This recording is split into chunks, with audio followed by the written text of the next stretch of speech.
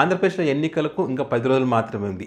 ఈ ఎన్నికల ముందు వైఎస్ అవినాష్ రెడ్డికి మాత్రం భారీ ఊరట లభించిందని చెప్పొచ్చు. హైకోర్టు ఆయనకు అనుకూలంగా ఒక తీర్పు ఇచ్చింది. ఏదైతే వైఎస్ వివేక హత్య కేసుకు సంబంధించి వైఎస్ అవినాష్ రెడ్డి ప్రమేయం ఉందని చెప్పి పదే పదే చెప్తున్నటువంటి క్రమంలో నాకు ఎలాంటి ప్రమేయం లేదని చెప్పి చాలా సందర్భాల్లో చెప్పినటువంటి పరిస్థితి ఉంది.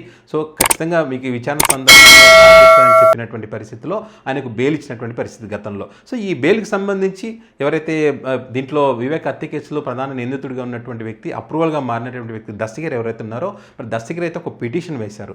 వైఎస్ అవినాష్ రెడ్డి బయట కనుక ఉంటే తనకు ప్రాణహాని ఉంటుంది, తనకు తన తండ్రికి ప్రాణహాని ఉంటుంది.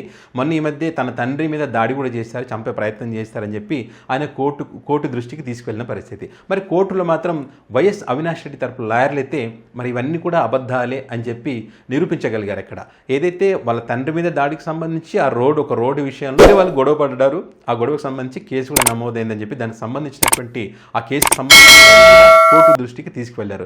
ఇదే కాకుండా సిబిఐ కానీ పిటిషనర్లు కానీ ఎవరు కూడా బెయిల్ నిబంధనలకు విరుద్ధంగా ఎక్కడైనా ప్రవర్తించారనే విషయాన్ని వాళ్ళకి నిరూపించలేకపోయారు. కాబట్టి వీరు బెయిల్ రద్దు చేయాలనేటువంటి ఏదైతే పిటిషన్ వేశారో దాన్ని కొట్టిపారేసినటువంటి పరిస్థితి. సో ఇదే కాకుండా ఆయన తండ్రి వైఎస్ భాస్కర్ రెడ్డి ఎవరైతే ఉన్నారో ఆయన కూడా హైకోర్టు బెయిల్ ఇచ్చింది. సో ఎన్నికల టైంలో మాత్రం వైఎస్ అవినాష్ రెడ్డికి భారీ ఊరట అనే చెప్పొచ్చు, అటుపక్క వీరికి మాత్రం కొంత షాక్ అని చెప్పొచ్చు. ఎందుకంటే బెయిల్ రద్దయి ఆయన జైలుకి వెళ్తే కడప పార్లమెంటు స్థానం మనం గెలుచుకోవచ్చు అని చెప్పి ఒక పక్క వైఎస్ షర్మిలమ్మ, అదేవిధంగా సునీతమ్మ, అదేవిధంగా వీరిద్దరికీ సపోర్ట్గా ఉన్నటువంటి టీడీపీ జనసేన పార్టీలు అనుకున్నాయి, భావించాయని చెప్పి ఒక చర్చ అయితే నడిచింది. సో ఆయన బయటికి వెళ్తే కనుక అందరు కలిసి ఆ కడప స్థానాన్ని గెలుచుకోవచ్చు అనేటువంటి ఒక అభిప్రాయానికి వచ్చారు.